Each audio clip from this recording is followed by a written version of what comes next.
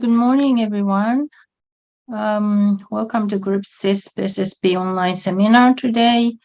It's my pleasure today to welcome Professor Carlo Patti. You're currently where in Brazil? I am in the city of Goiás, which is 200 kilometers west from Brasilia. Okay, so Professor Patti is the head of the graduate program in political science at the Federal University of Goiás, Brazil. Yeah. He's the author of the book Brazil in the Global Nuclear Order, 1945-2018, which came out in 2021. I think we also did a book talk on this several years ago. And he has many works in progress, including Brazil and the negotiations of the Nuclear Non-Proliferation Treaty. That will be a book edited by also our friend Jonathan Hunt. And he's also writing on Hiroshima and Nagasaki from a Brazilian perspective. They're both to be chapters in a book coming out. So there's a lot coming up. So we have invited Professor Patti to speak today about Brazilian and Argentine nuclear submarine projects. How far are they and what does AUKUS mean for them? We kind of know that they have this project and there's once in a while news, but we don't really know what they're up to, what do they want. And then we suddenly hear that Australians are getting everything they want from the Americans and British. So what does this mean to the South Americans? That was my kind of motive for inviting Carlo to speak today. So we're very excited that we can have you. Okay, the floor is yours, Carlo. Thank you very much, Professor Yoko. First, for the kind invitation. It's a pleasure to be in a GRIPS webinar as well. The last time it was for my book launch, and this is like a follow-up of my book launch for talking more about an issue, a contemporary issue dealing with nuclear non-proliferation and also with Brazil and South America in a broader context dealing with nuclear submarines in the future and its connection with the future also of the nuclear non-proliferation regime. So in the first picture of this presentation, of course, I show a picture of a Brazilian nuclear submarine because right now, the existing project, the main one is the Brazilian one, but as I will show in my presentation, the connection with Argentina is very important for the success of the possible first nuclear submarine completely assembled and built with indigenous technologies by a country that doesn't own nuclear weapons, and also a country that doesn't have a provision of reactors or components by a nuclear weapon states. Components, I mean the nuclear components of a nuclear propelled submarine. So in my presentation, I would like to talk about the motivations and the historical paths behind the Argentine and Brazilian nuclear submarine projects. And I will also discuss if we can talk about Argentine nuclear submarine project and also where we can see the possible potentials of an Argentine nuclear projects, or also possible shared projects by the two countries. And then I will deal with those projects in South America, and above all the Brazilian one, and discuss if these projects can be conceived and considered as possible threats to the nuclear non-proliferation regimes. And also discussing possible solutions in order not to consider those projects as threats to the nuclear non-proliferation regime. And finally, understanding also the relationship with the Australian-British-American agreement that also will, among other things, that is a new alliance, the 2021 alliance that will also provide, among other things, nuclear power submarines from 2 nuclear weapon states to Australia, to a non-nuclear weapon states, of course, in a different context. But what are the possible motivations of nuclear powered submarines in a context that usually is not at the center of the attention, and where there are not clear external threats to the security of the main countries of the Southern Cone, or if the 2 main countries in the Southern Cone in the South Atlantic, of course, because those countries are not members of a military alliance. They always refuse to join, with the exception of Argentina, that for a period was associated with NATO, but those countries are not members of any military alliance with other countries, and with countries at all, generally speaking. But they perceived some external threats in the region. For Argentina and also for Brazil, the 1982 Malvinas Falkland War was a precedent that was an alarm bell for the possible use of and possible external threats. Or saying better, the possible guarantees given by the Inter-American Reciprocal Assistance Treaty of 1947 that should guarantee countries not to exclude any possible attack from other countries, from external countries, and above all, guaranteeing the solidarity of the major powers in the region. The lack of guarantees of the use of the Inter-American Treaty, above all from the Argentine perspectives, was a sign that Argentina first, but it was also the Brazilian perception that they should invest more for their defense. And the second thing is the 2 countries perceived during the past 30 years to be also subject to external threats for the lack of external guarantees, also for the lack of negative nuclear security guarantees from possible attacks through nuclear weapon states. Of course, these 2 motivations are among the motivation that explain also a possible nuclear power, the need of a nuclear power submarine for the national defense.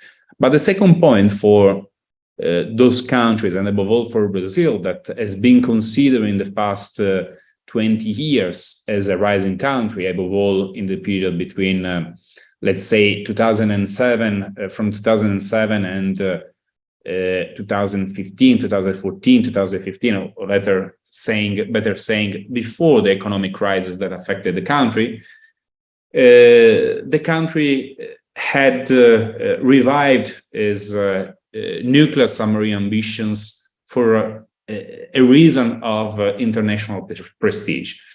At the very end of the second term of the Lula presidency, the second time that went from 2006 until 2010, during the second time there was this kind of search for international prestige, and a symbol also of international prestige could be a national plan with with submarines with nuclear propulsions, and Brazil will turn into the first country, not a member of the Security Council, provided with a nuclear power submarine. And of course, above all, after that, India acquired its first nuclear power submarine, the first non-nuclear weapon state to have a nuclear submarine. So international prestige, of course, is the second motivation for those countries. And the third one is a a motivation that is also present above all in the national defense strategy that Brazil issued in 2008. So the need to defend the rich undersea resources present in Brazil's territorial sea, and Brazil declared unilaterally that its sea would cover more than 200 maritime miles in a region that is called also by the Brazilian strategists as the Blue Amazon. So as a region that, as the Amazon, as the regional one, is very rich, and that could be also object of the desire of external powers, above all because the region is rich of oil, is rich of other key resources for future Brazil's development. So Brazil applied the rhetoric that usually was applied to the Amazon, or as you saw also in the last years, the need to defend the Amazon from external threats that can also come from an environmentalist agenda, or better saying, the possible need to internationalize the region. There was also this kind of defense of the region from external threats or from a possible internationalization. So the same rhetoric was applied also to the so-called Blue Amazon that you can see is this region of the country, of the seaside, let's say, of the Brazilian Sea, where there are oil platforms for exploiting the rich oil resources that has been discovered in the second half of the first decade of the 2000s. So this kind of project is also connected with the need to preserve the economic rise of the country. So there is this kind of motivation for that. And if you see also the possible motivation for the Argentine project, in that same case, from the region that goes from, let's say, Buenos Aires until the region called the Argentina Antarctic region, so it's a huge area, the national defense and the possible use of a nuclear propelled submarine would cover also this region. It would defend also this very large region and its resources. So there are these two similar rhetorics at the basis of the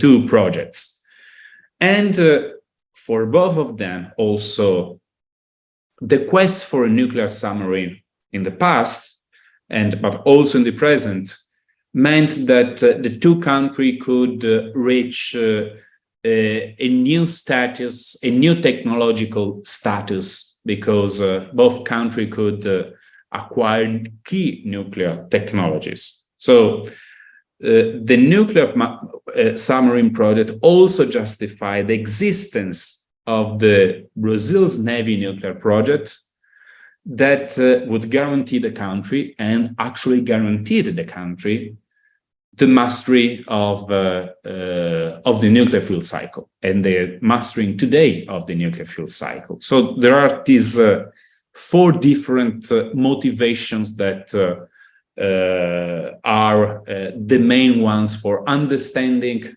the two projects in a region, of course, that is not where there are not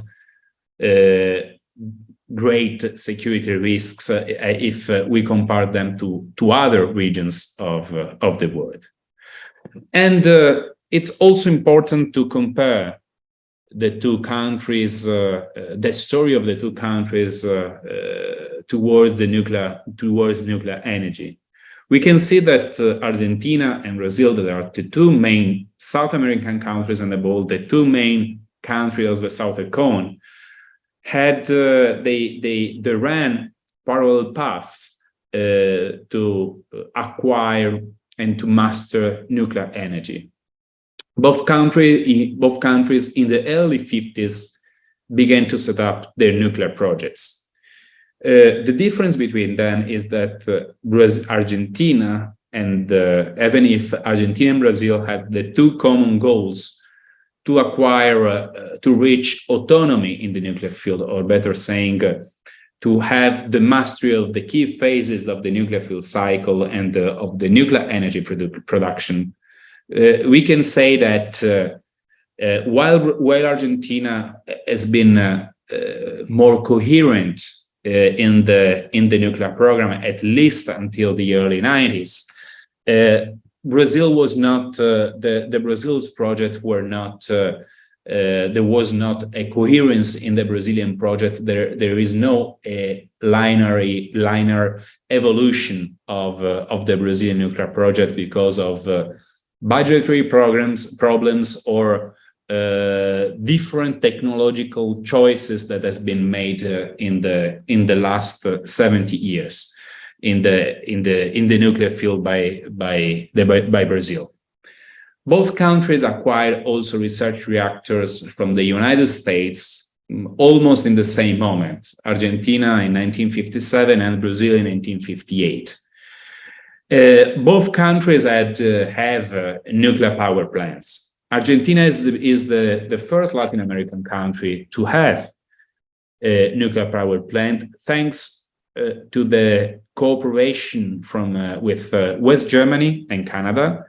And Argentina has now 3 nuclear power plants that use heavy water as a moderator. And the first plant, of course, was connected to the electric grid in the early 70s.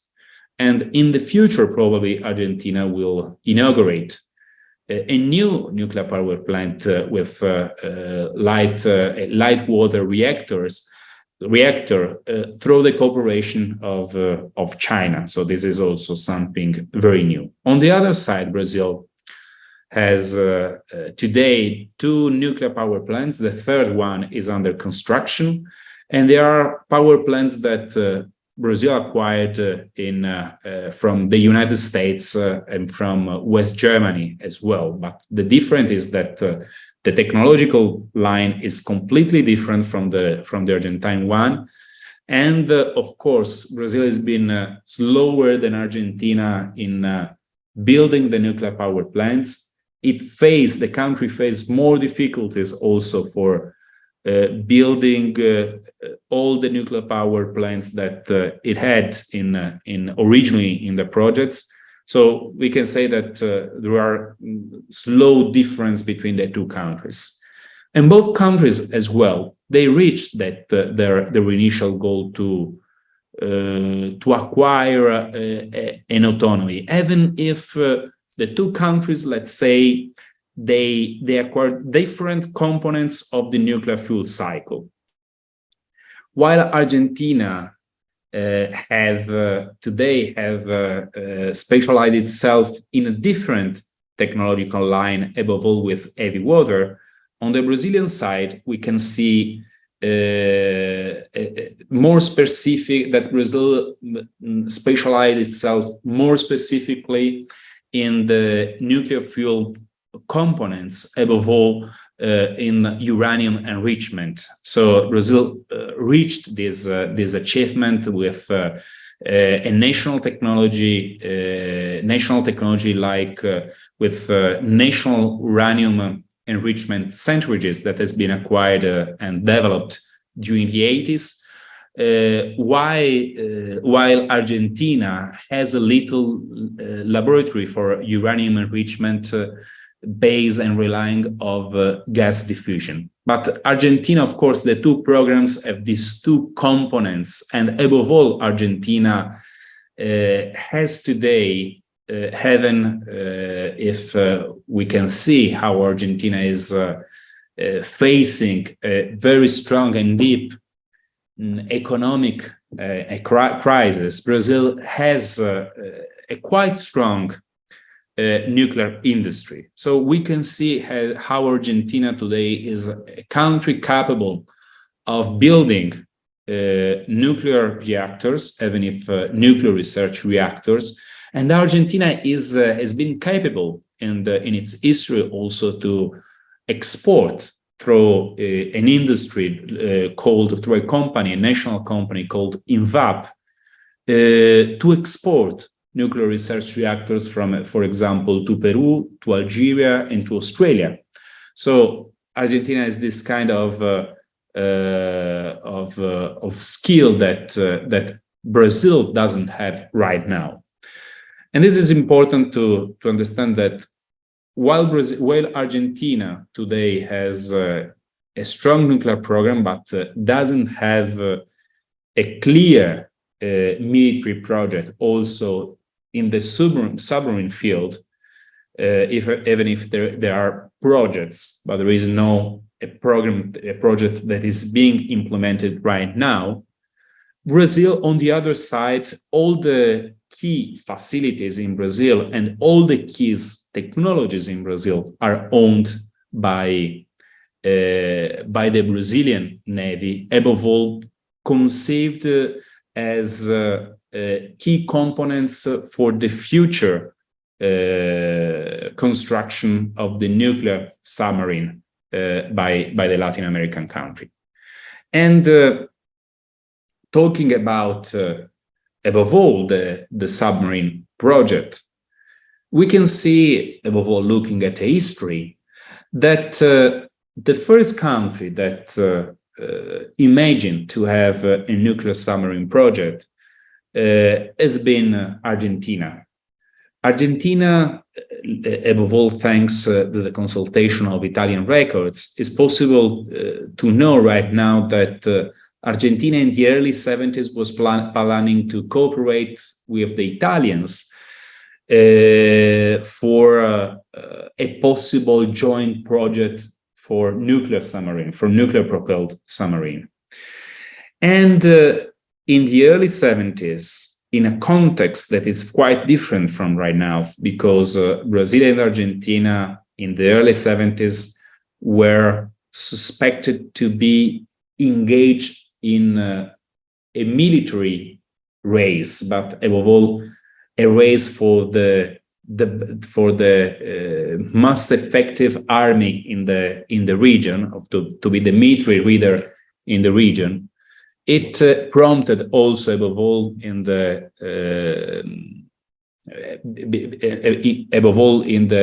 military think tanks, that it was existent also a possible rivalry between the two countries in the nuclear sphere. Why it is possible also to infer this kind of conclusion about that specific period?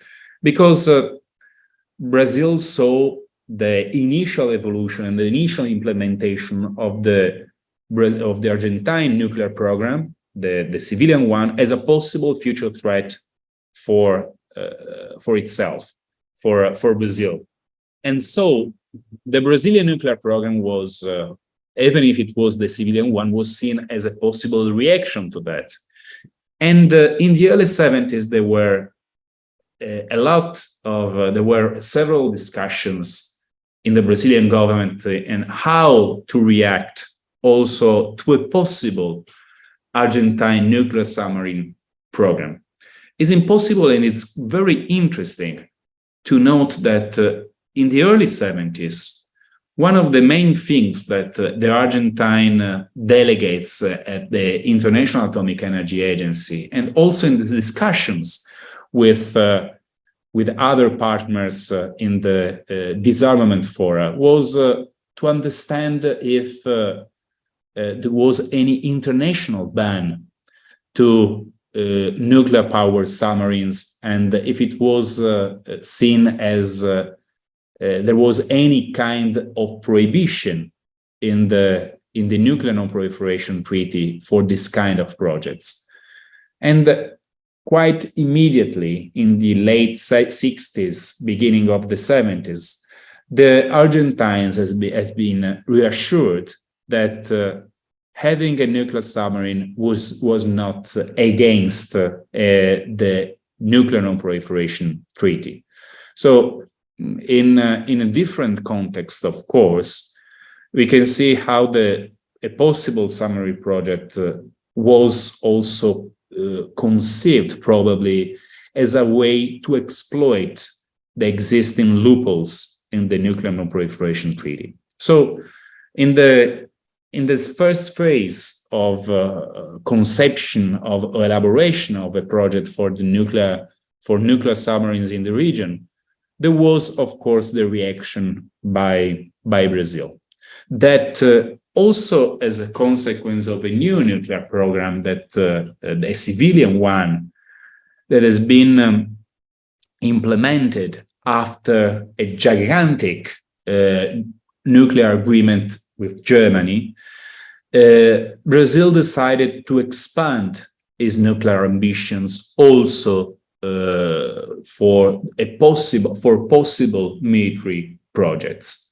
And in the late 70s, a joint project between the Navy and the civilian nuclear research institutes that were not safeguarded by the International Atomic Energy Agency, decided to invest in a common project, in a joint project, for developing a nuclear submarine in the future in all its components, in the nuclear submarine design, in the construction and conception of a research reactor that had to be miniaturized, and above all, in the production of the possible nuclear fuel through a new technology that should be developed to that purpose. It's for that reason, and thanks to these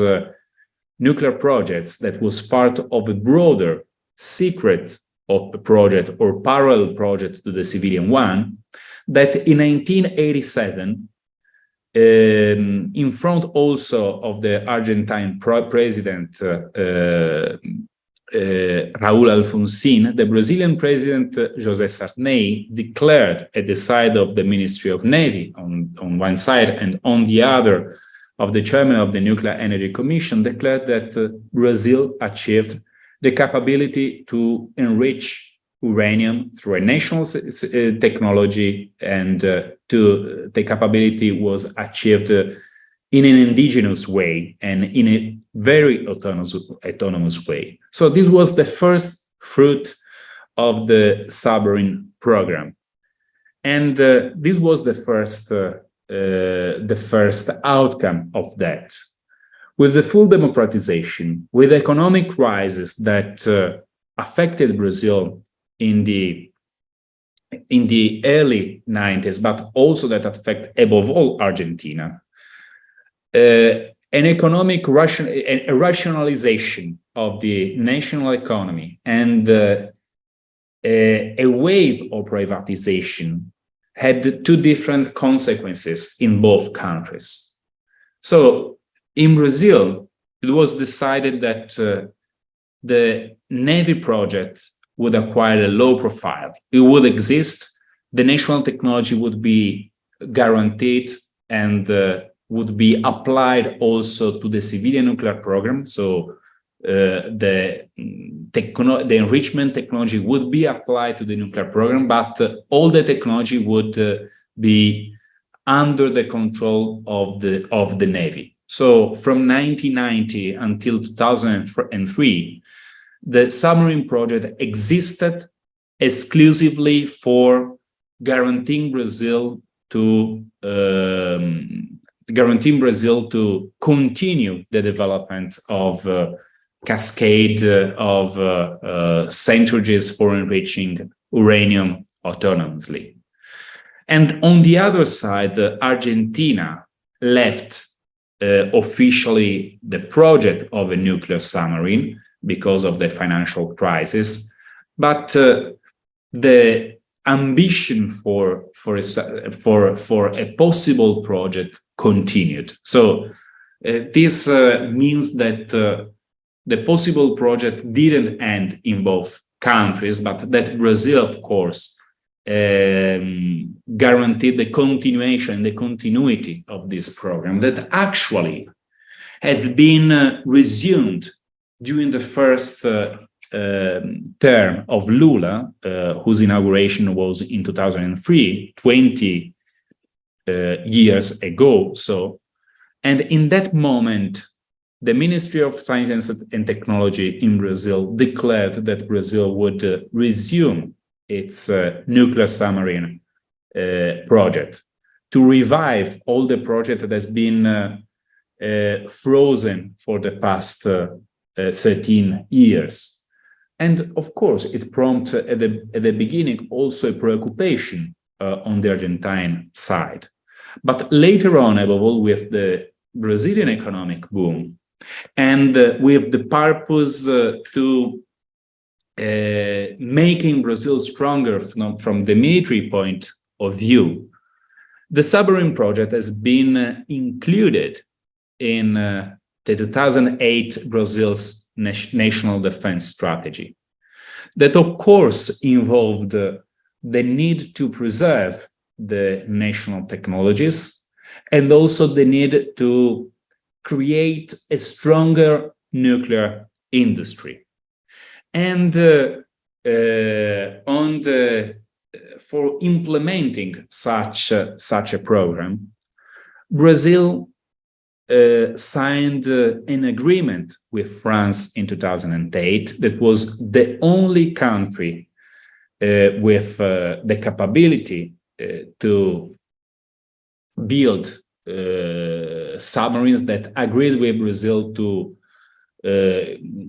sign an historical agreement that would guarantee Brazil the national capability through a technological and above all knowledge transfer from Paris to Brasilia to build autonomously at least nuclear submarines, conventional submarines, and at least a nuclear submarine, relying at the beginning on the design of the Scorpion conventional submarines, and in the last years also probably on the possible on the Barracuda nuclear attack French submarines. So what is important here, and what's also different from the AUKUS project, is that France will not provide Brazil with nuclear submarine, but will provide Brazil, it is providing Brazil actually, because the project is ongoing,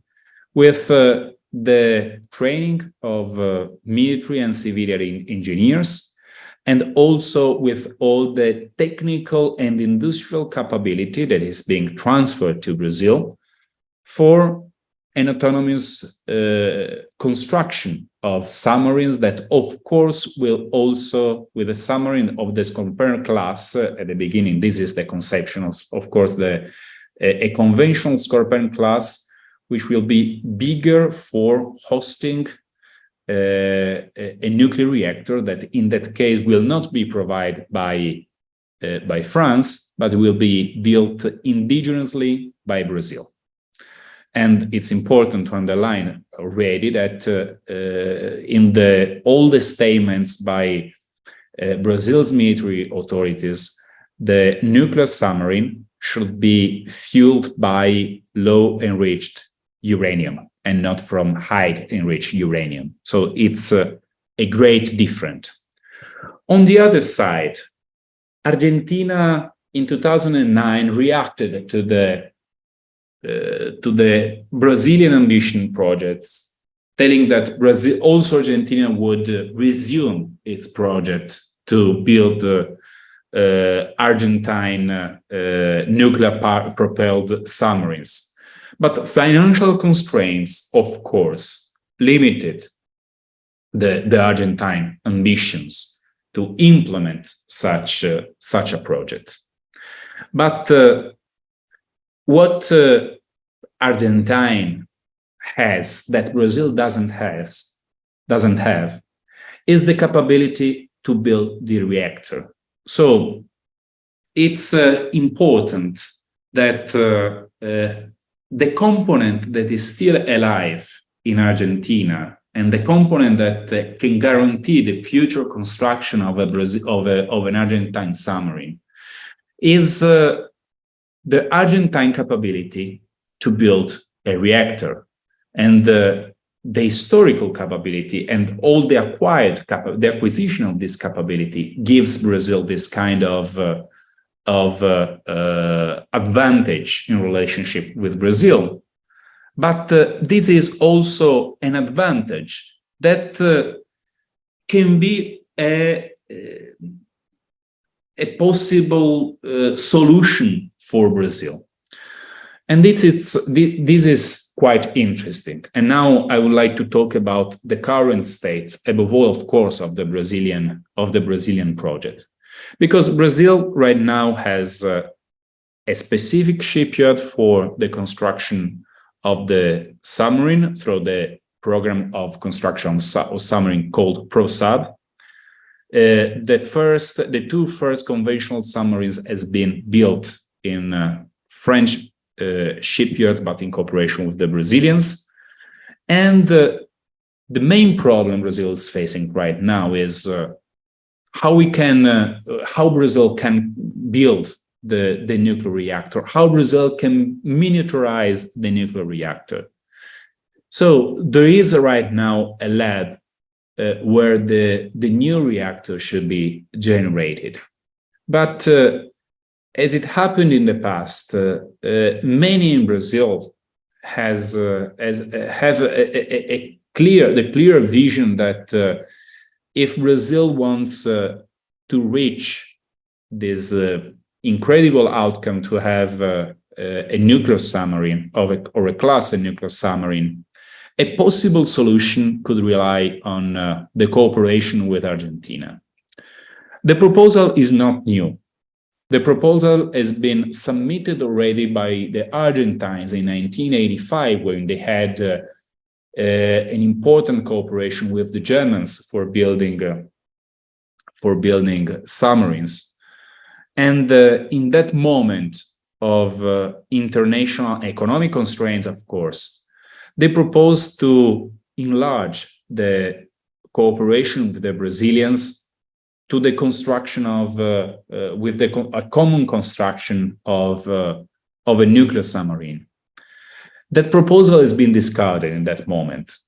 But in this moment, I think that a lot of attention is focused on Argentina right now, above all, and can be focused on Argentina right now because the existing partnership between the two countries that are engaged in a strategic partnership are the founding members of the Mercosur, the common market of the Southern Cone, and of course they are also partners in the construction of a bilateral regime for common nuclear inspection. I will talk about that in a few moments.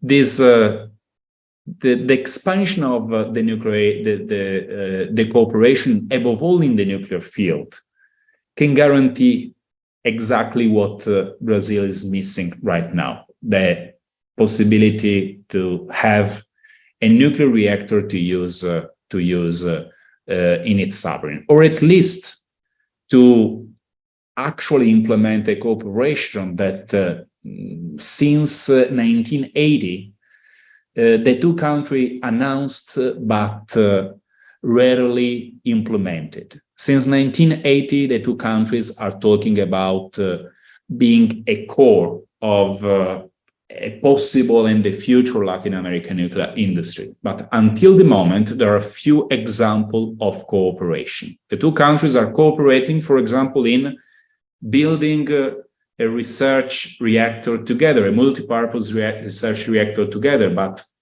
right now, the Argentines, of course, are in a more advanced position. And of course, as I already told you, the Argentines has this capability that has been shown also for the exports to other countries. So this is the possible solution also to possible difficulties for Brazil to have a nuclear submarine.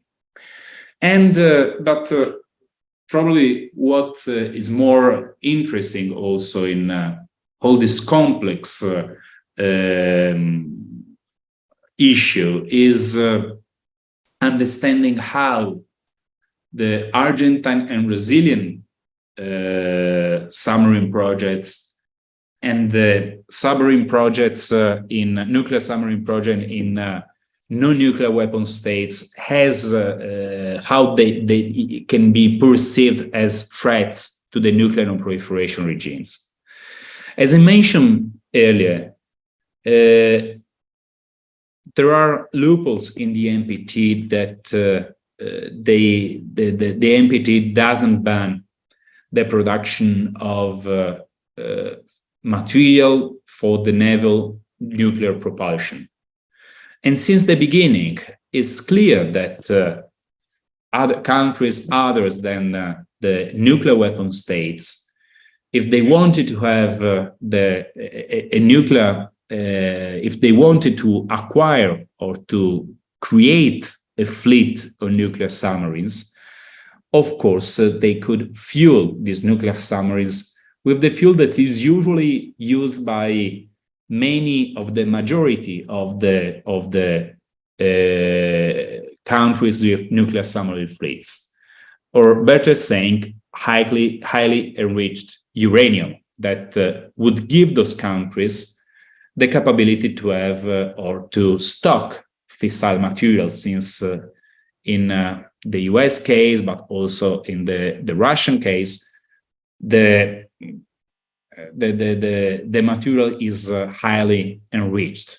So this is the possible use and diversion of highly enriched uranium is a real threat for the nuclear non-proliferation regime. And the other threat is that the new military facilities that will work on nuclear submarines can be excluded also from the international safeguards. From the Brazilian point of view, is this threat existing or not, and what would be the possible solution? And I would like to specify not just from Brazil, but also from Argentina. In the two cases, Brazil and Argentina have not been part. They didn't participate in the Nuclear Non-Proliferation Treaty until the mid-90s or late 90s. But in 1986, they constituted and they inaugurated the establishment of a peace and cooperation area in the South Atlantic.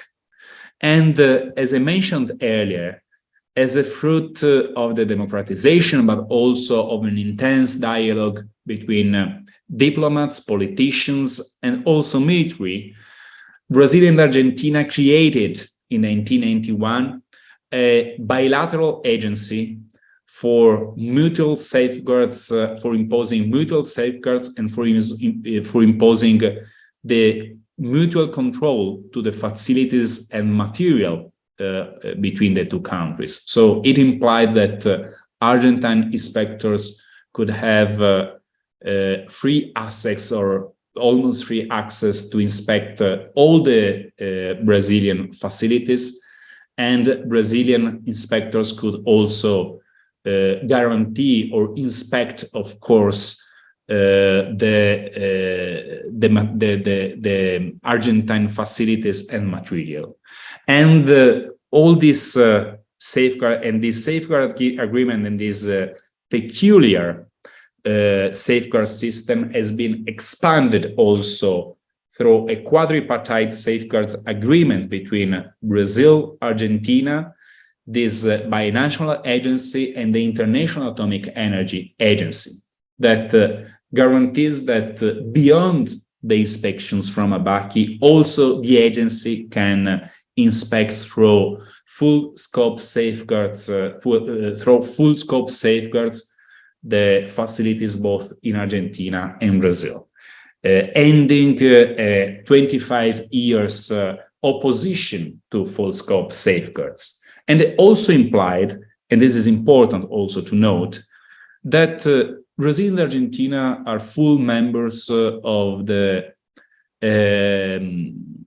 nuclear weapon-free zone that has been established in 1967 in Latin America through a treaty, the Tlatelolco Treaty, that has been signed in Mexico. So Latin America and the Caribbean is a nuclear weapon-free zone, and all the countries are committed, above all also from 1994 with the full entrance of Brazil and Argentina, not to develop and own nuclear weapons, and also to apply full-scope safeguards. Brazil is also committed to the peaceful use of nuclear energy from articles of the 1988 National Constitution. Article 21 imposed that the use of nuclear energy should be limited to the peaceful use, impeding, of course, the possible diversion, the possible construction of nuclear weapons. And eventually, from 1994, Argentina, and from 1998, Brazil, both countries participate in the Nuclear Proliferation Treaty. And both countries refuse to accept also the additional protocol to the international safeguards. So there is both countries, but above all Brazil, is considered as a possible, as cases to be under the continuous control from the agency because of this contrariety to the additional protocol. But both countries are engaged, of course, in nuclear disarmament, and Brazil is discussing also with the international agency, and in the context of the NPT conference, review conference, about how the future nuclear submarine and how all the military complex involved in the construction of a nuclear submarine should be inspected in the future when the first nuclear submarine will be actually working and will be built actually. So the first guarantee that Brazil is giving is the submarine will be fueled by low enriched uranium. It should be fueled by 15% enriched uranium for naval propulsion, and it will be different from the fuel that will be used by Australia.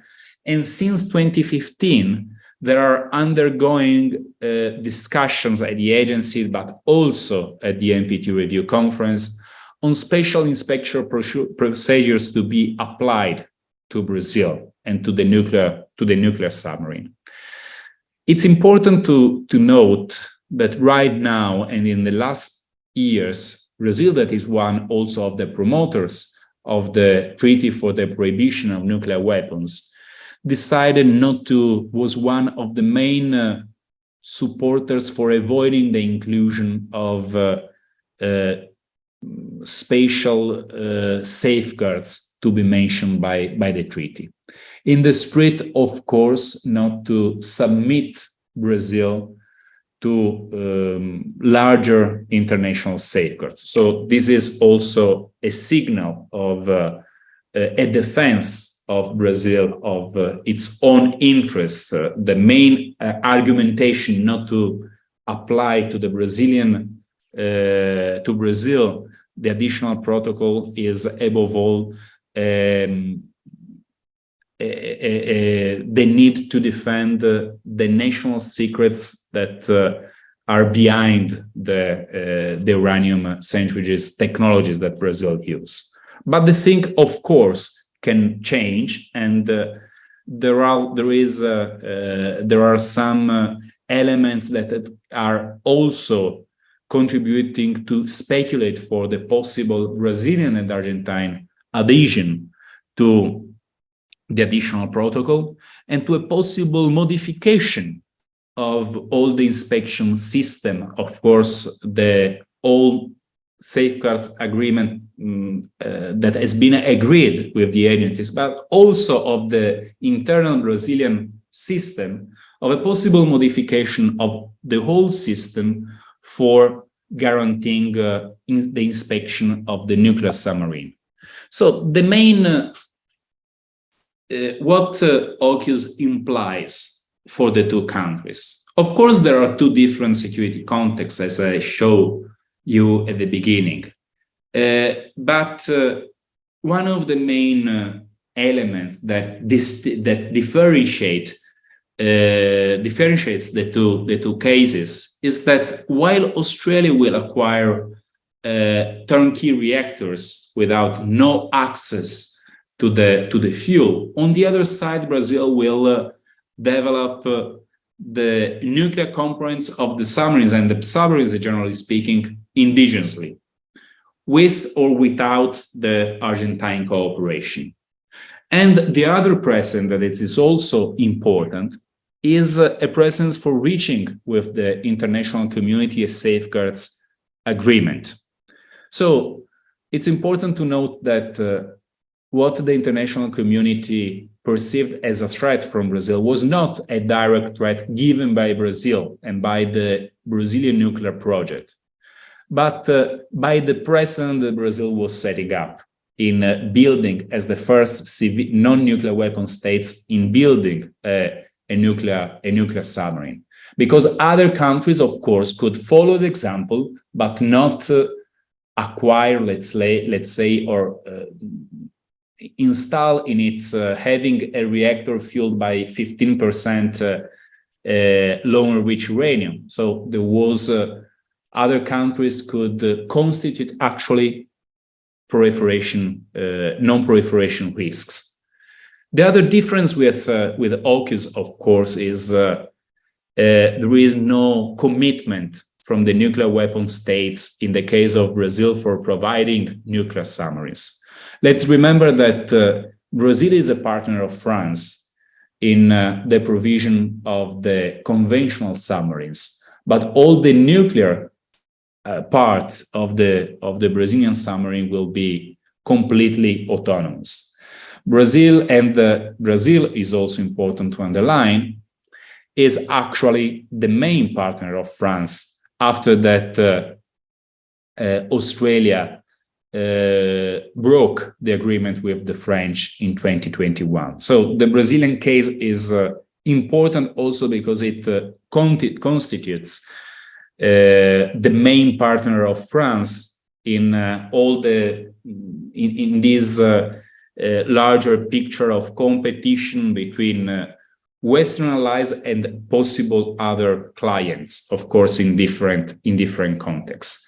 So this was my presentation for introducing the topic, and I would like to thank you very much for the participation and the attention, and again for the very kind invitation. Thank you very much. Thank you very much, Carlo. That was very informative. A lot of information there. So I would like first to invite Professor Yu Takeda from Hiroshima City University. He's a specialist on Japanese nuclear policy. So to comment on Carlo's presentation. So Takeda-san. Thank you, Yama-sensei, and thank you, Patti, for your excellent presentation on your country's submarine program. As far as I know, there are some scattered reports and studies, especially in the IAEA, about nuclear submarines by non-nuclear weapons state. But for me, it's first time to hear about the political and also historical context of Brazilian nuclear program. So that is very interesting. And yes, as a participant, I have a lot of questions for your presentation. So let me discuss briefly to ask you three brief questions about your presentation. One is about the history of Brazil and Argentine, especially their nuclear projects that you explained in slide page 4.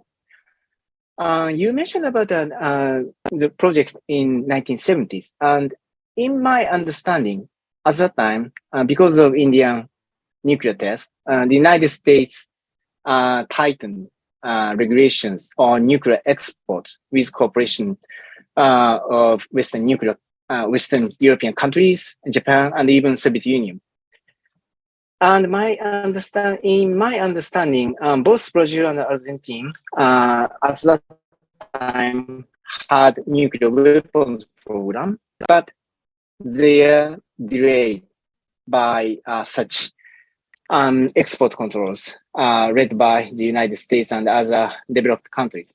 So I'd like to ask, and if answer is yes, how far the United States and its export control influenced both countries' nuclear programs? As you know, in conventional explanation, I guess both countries' nuclear programs are seriously delayed by such export controls, and that paved the way to the improvement of both countries in the 1980s.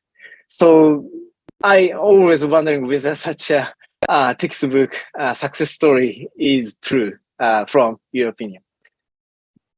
And secondly, regarding your presentation on page 6 and also page 7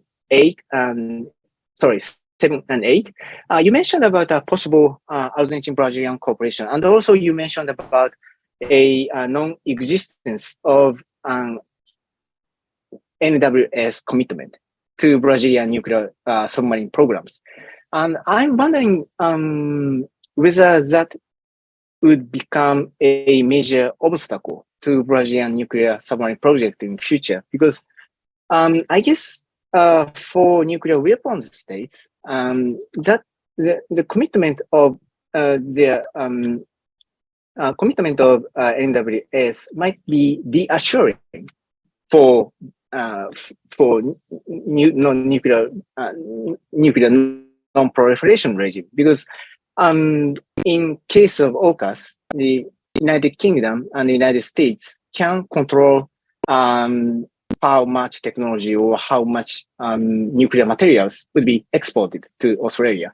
So in Brazilian nuclear submarine, I guess there are no such controls from nuclear weapons states.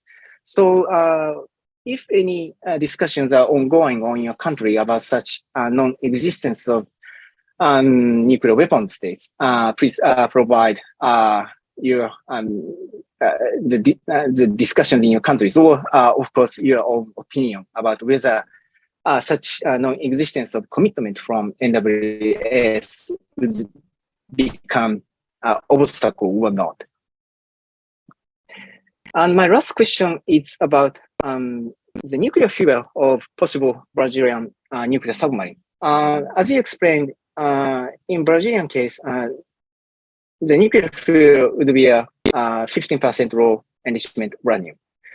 But I guess it could be very problematic in terms of safeguards. That is because it's just my understanding, but if, for instance, if Australia imported United States Virginia-class nuclear submarine, it would not be a problem because Virginia-class has a service life of about 30 years. And also its nuclear core has a service life of 30 years because it uses a highly enriched uranium. So if Brazilian nuclear submarine use a low enrichment uranium, I guess it would need to be refueled for around 10 years or 15 years or so. So that might be a chance to divert such used nuclear fuel for other purposes. So that might be a problematic in terms of safeguards on nuclear fuel or Brazilian nuclear submarine. So I'm wondering, what do you think about such aspect? So that's all for my questions. And thank you for your presentation, Carlo. Thank you very much. Yeah, sure. Yes, please. I don't know if there are other questions. I can collect more if you want, or I can answer them and then reply to more. I can reply to them now and then collect more questions. Thanks. I think 3 were quite a lot, so you can go ahead and answer this now.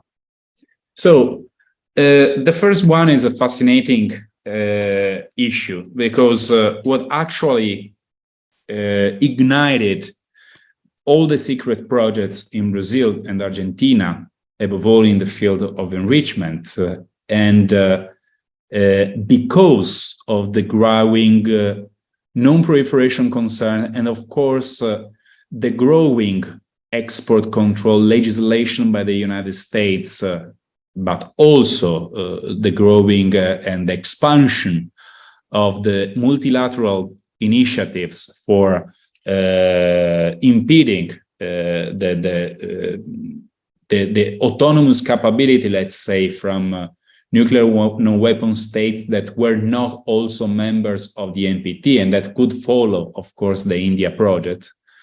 All these measures and all the restrictions, of course, had an opposite result in both Argentina and Brazil. On the one side, Brazil decided to, parallelly to a civilian nuclear program, fruit with a safeguarded cooperation with Germany. Brazil decided to, because of the deficiencies of the cooperation from the Western countries, Brazil decided to set up an autonomous nuclear program that has as one of their goals also naval propulsion and, of course, the autonomous capability to produce nuclear fuel. And of course, the key components is uranium enrichment, but also spent fuel reprocessment. So during the 80s, Brazil acquired both those capabilities. In the Argentina case, again, Argentina was a client, let's say, of Canada. So, and Argentina in 1975 signed also a nuclear agreement with India. So it was conceived as a possible and huge non-proliferation risk.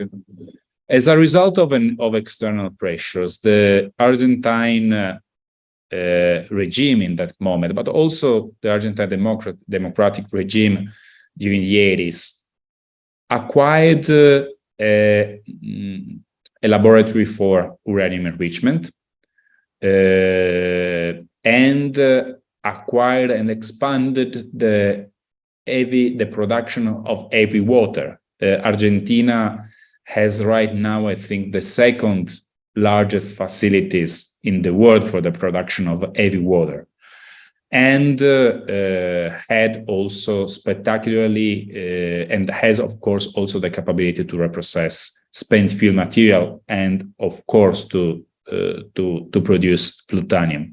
So all these aspects were made in secrecy, and we can say from the existing sources that both both the United States and other countries were not aware of these secret activities of those countries. So I think that from the historical point of view, the two cases of success in going against the possible constraints posed by the United States and its associates. And the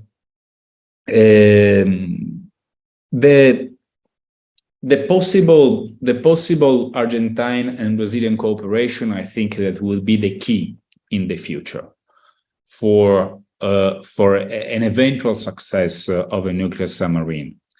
But of course, there are national obstacles of that, because it was made clear in the early 90s by Argentine diplomats and scientists that the key of the success of the blossoming of a binational nuclear industry would rely in the real cooperation between the two countries, because, of course, the lack of cooperation from the nuclear weapon states was clear.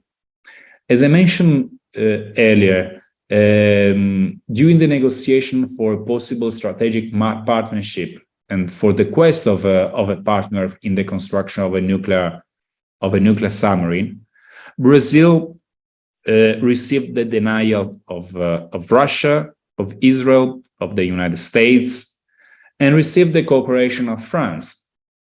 That probably at the beginning was not so sure that the cooperation would work and that Brazil was actually implement the pact.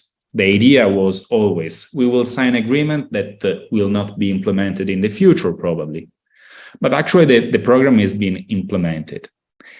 Right now, in 2023, as Brazil as one of the members of BRICS, Brazil could rely also on the Russian assistance or on Chinese assistance. So the picture is quite complicated. I think we cannot be sure, even if I think it's not a very realistic scenario, that both countries could, both China or Russia could cooperate with Brazil in that field, above all for finding possible solution. I think that the issue of the nuclear fuel is key.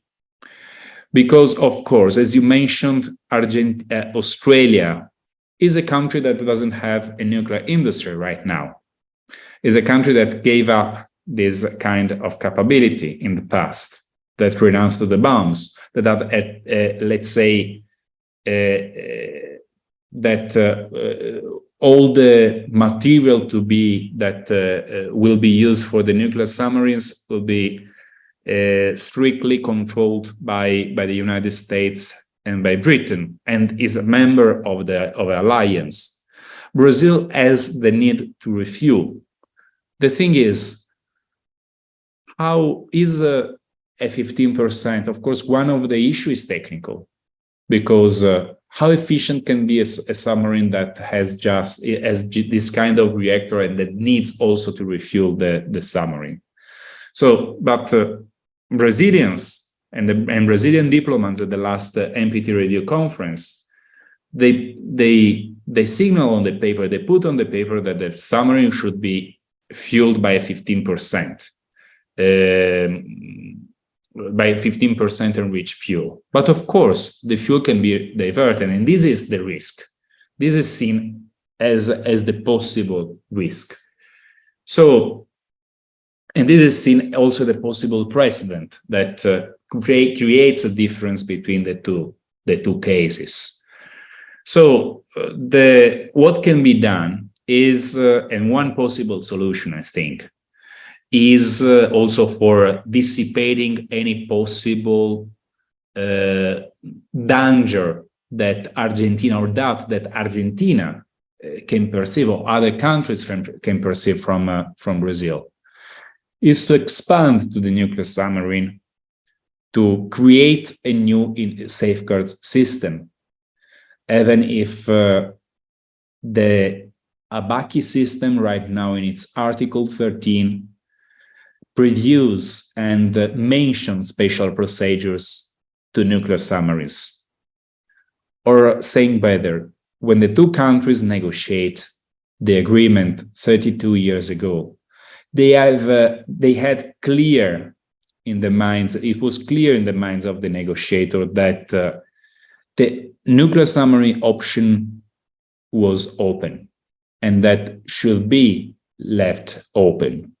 So that's a critical issue that can be probably resolved above all in a diplomatic way, and with the full commitment of the regional solution and the regional bilateral regime for finding a solution that, of course, will be expanded to the international solution, to an international solution, to international dialogue with the agency. So I think that a solution can be found that. But of course, it's important to see how technically also a possible solution can be found.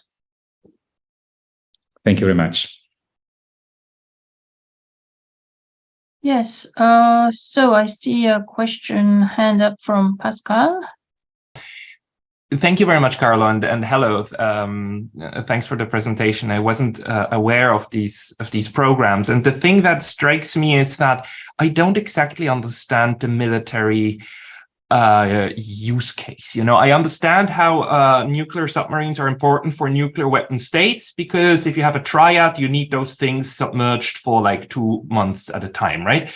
I understand the military case for Australia. If you want to fight a war with China in the future, you would want these things in order to use them. But both of these things seem to me quite far away for Brazil and Argentina, who are not on bad terms with China, nor do they have nuclear weapons. So do you interpret the program as path dependent? You know, we keep doing it because we have it, because it's already there? Or is it, do you think that there is this idea, just as in Japan, that, okay, we have a nuclear program, which if things go wrong, could be used to reduce the breakout time?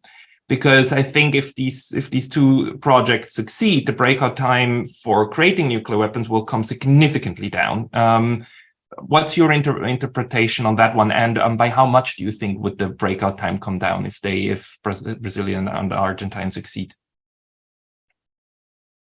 Well, I don't know what will be the time they will be able to produce weapons, let's say. But of course, I think that latency is a major aspect of the program, because of course latency is and the military program in Brazil, and the Navy component and the submarine component is the component that guaranteed Brazil, above all when it faced a huge crisis in the civilian program, to guarantee the survival of the nuclear capability, of the latent capability, above all in the Brazilian case. So I think that on the one side, as in the case of weapons, one motivation is the prestige, you know?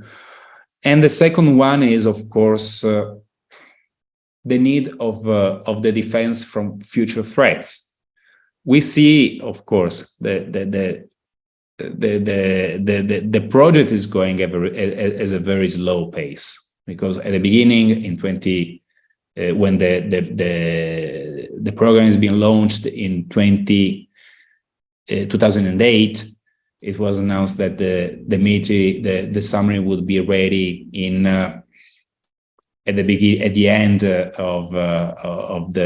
before 2020. Now we don't know when it will be ready. We know that the program exists.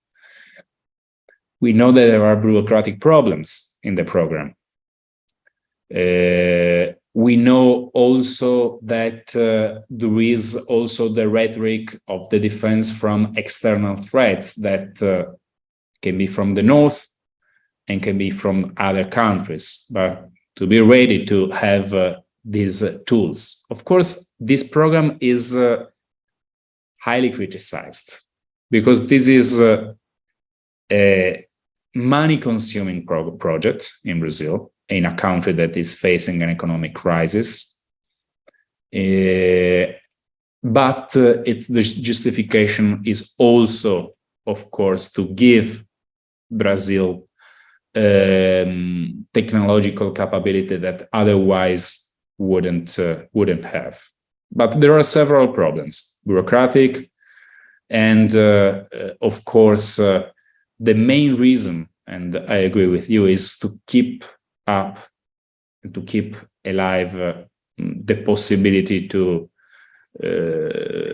have an advanced nuclear program. I think that a real motivation, the technological one, is the main motivation, even if there are all the guarantees for not diverting any kind of material. And I think on the one side is this strong commitment of Brazil towards the TPNW is one of the signals, but of course we have to think about all the scenarios. Thank you. I have hands up from Mr. Majid Abbas. Would you shortly introduce yourself, please? Thank you, Sensei. I am Majid Abbas from Pakistan. I don't know much about these programs, but because I hail from the nuclear weapon state, so I think there are some kind of questions in my head that I know the Brazil is progressing economically, is heading towards with a good pace. And at the same time, this kind of program that is possible for a diversion to nuclear weapons in some future, because if the think tank from the Brazil has something in mind that when their nation will grow up to a certain limit and they will be under threat of possible attack or from possible intervention from any other country. And at the same time, because at this moment, the region is quite peaceful, I know there might some problem with Argentina and Brazil, but officially their relations are very friendly at this moment. But if we look at after 30 years or 50 years, there would be a mess if they become successful in the future. Obviously, they are doing, and they will sooner or later just acquire the possible this power. And I wanted to know that whether Brazilian nations are intelligent enough that they are thinking about the kind of threat, and they after 50 years they are economically so powerful, and they wanted to counter such possible threats. Because in my understanding of global politics and the international relations, that the wars and the kind of acquisitions of weapons are predominantly arise from the kind of threat you perceive. So I think, to me, it seems that it will be a future battleground rather first gaining the economic power. So what would you think as a Brazilian citizen, that is it quite good for Brazil or otherwise? Thank you so much. Thank you very much. Could I reply, Yoko, to this very interesting question? So, of course, as we saw in the last years, above all with the not very good economic performance in Brazil, and with the rise of famine problems also here again, this kind of project can be highly criticized. So it's not it can appear a contradiction, a country being one of the main supporters of a treaty for the prohibition of the nuclear weapons, while it's supporting also, or is keeping a project for the future production of a nuclear submarine. In the past, Brazil refused, or above all for the possible international consequences, to go on with a nuclear weapon project. Just Brazil had actually a project for the production of a nuclear device. They called it peaceful nuclear explosive. They set up also all the rationale for justifying the possibility to have, like the US and Russia, this kind of device. But I mean, the project that was supervised by the Brazil's Air Force has been dismantled. So the specific project, of course, is not key of the future, and is problematic in the absence of threat. what can be the rationale? And I can tell you from the perspective of an analysis of the outcome of this kind of project in the last 45 years, let's say, almost 50 years of the existence of the Navy project. The project, even if it didn't create a nuclear submarine, it gave the technology, or it gave the possibility to develop a key technology that right now should be guarantees Brazil to produce nuclear fuel for the civilian nuclear power plants alone. But I mean, this kind of investment for just 2 nuclear power plants, of course, are not so.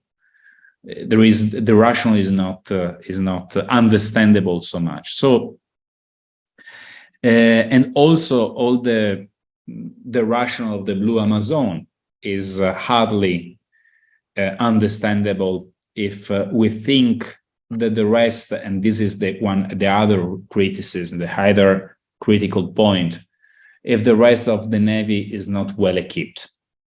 So how you can have a tool and not having the rest? The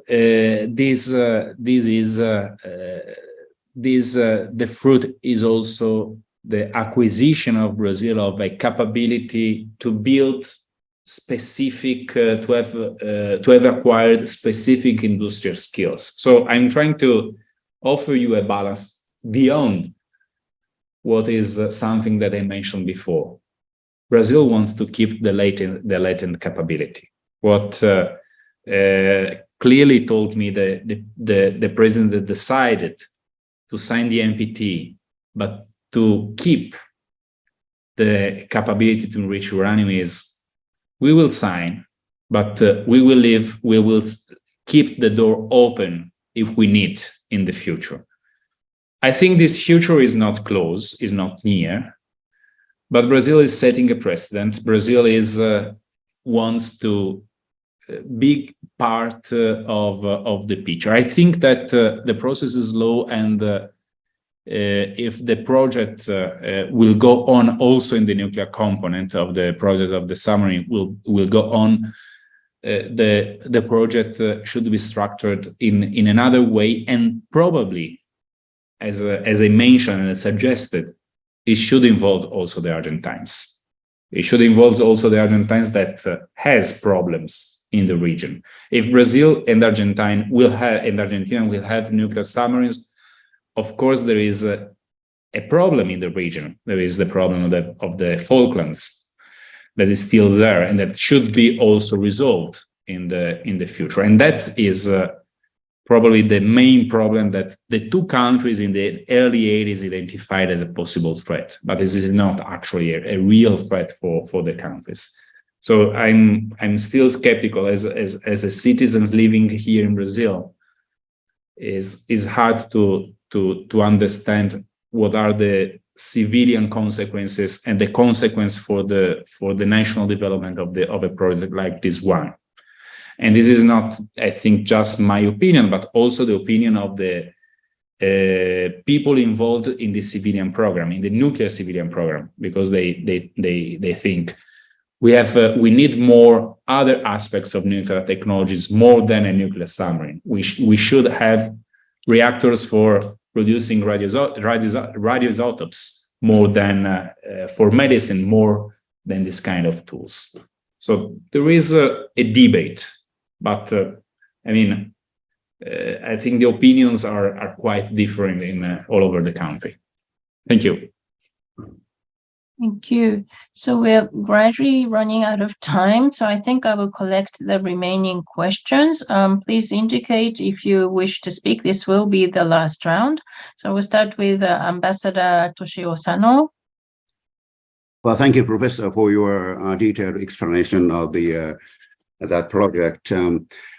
It's quite informative, I think, for me, because my Latin American background is quite limited. And I have one comment and one question to your presentation.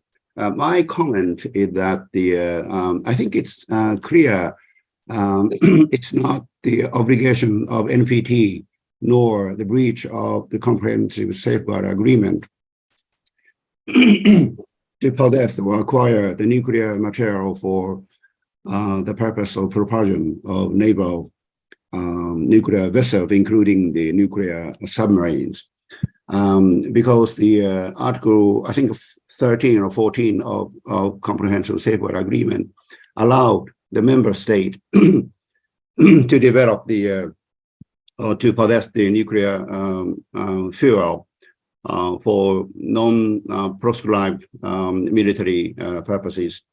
So legally speaking, there is no question. There is no legal question on this issue. So the question is quite political. And I'm a little concerned that the NPT review conference held last August, China was quite vocal. China strongly opposed the AUKUS project, followed by Russia and Indonesia and other countries. And my concern is that the Peru also opposed expressed their concern about the AUKUS project. So my question is that the and any other Latin American countries expressed the concern about the Brazilian program. Do you think that your introduction of nuclear sub might worsen the strategic situation in Latin America? Thank you. And we'll also ask Mr. Miyoshi, a journalist. Yes. I'm freelance journalist Miyoshi. I have a brief question about the financial burden of this project.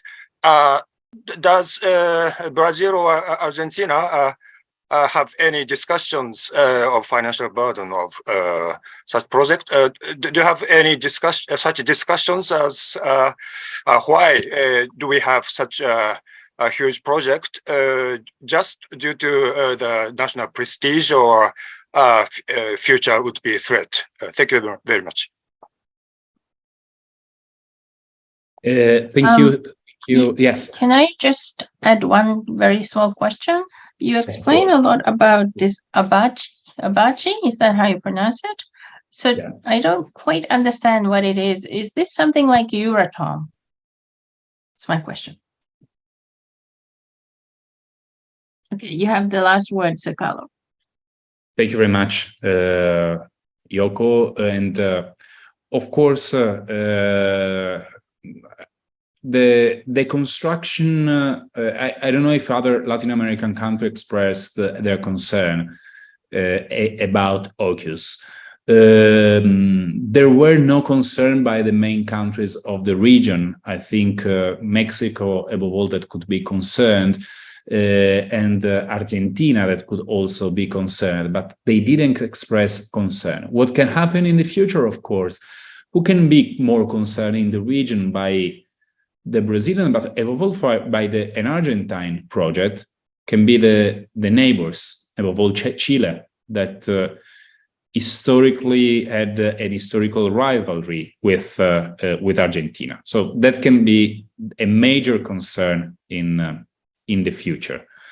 And there was a concern, of course, not in the conference by international analysts to the special procedures that were proposed by Brazil, because of course they can set a precedent. So I mean the main concern were this one. In the case. In the financial case, thank you very much for the issue on the financial burden. The financial burden is heavy, is heavy, but budgetary restriction also explain why the project is so slow. Because in the last years, the program is not so well funded as it was supposed to be, but has been well funded to continue. And to continue the cooperation with France, to send engineers, military, and so on to France. So the project worked, actually. The last question that is key is, what's ABACI? ABACI is a bilateral agency, is an inspection agency independent from two countries. So it has like a status of an international organization whose headquarters is in Rio. With a body of inspectors, there are more than 100. Let's remember that Brazil and Argentina are the countries that receive more IEA inspections also. So the inspections are also duplicated in this case. So there are the inspection from ABACI, that's whose spirit is more or less similar to Euratom. But actually, the model to create the legal framework is more similar to the exception that are applied in the case of Japan by the hexapartite agreement that exists between Japan and other Western countries and nuclear weapon states for guaranteeing that Japan can keep all the technological capabilities Japan has. So this is ABACI is a unique system because, of course, the Argentine and Brazilian inspectors can accede and has a full knowledge of what they are inspecting. So this is also a system, a model of international trust that many times has been called as a possible model for other regions, India, Pakistan, and so on, or to be applied to the Middle East. So this is the unicity.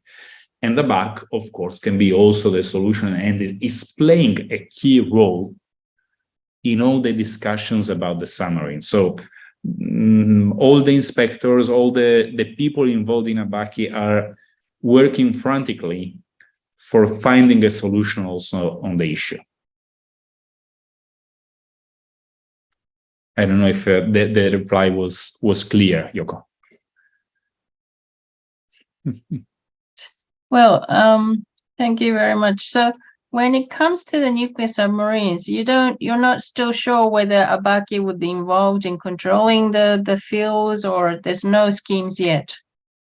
Yeah, it will be involved in the control along with the IEA, but ABACI usually does inspections alone, not with the agency. When the agency comes to do the inspections here, ABACI is also involved, but ABACI will be involved and can have autonomous inspection. So, I mean, there is the additional issue, and all the inspection system and the safeguard system can pass also and has to modify all the system of inspection in place right now. So ABACI is involved in all the phases of the negotiations because it's key.